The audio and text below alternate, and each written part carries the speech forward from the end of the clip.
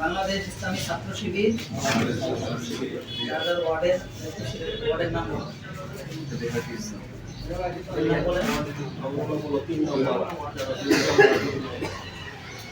এর সভাপতি নিযুক্ত হয়েছি।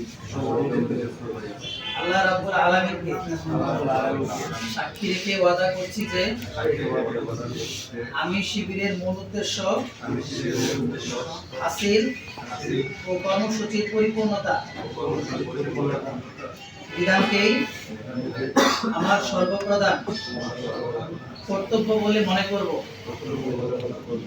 নিজে শিবিরের সংবিধান মেনে চলব এবং এর ভিত্তিতে শিবিরের শৃঙ্খলা বজায় রাখতে সুষ্ঠু নিয়ম পদ্ধতি প্রতিষ্ঠিত করতে ও চালাতে এবং এর সংরক্ষণ করতে যথাসাধ্য চেষ্টা করব। আল্লাহ আমাকে ওয়াদা পালন করার তৌফিক দিন।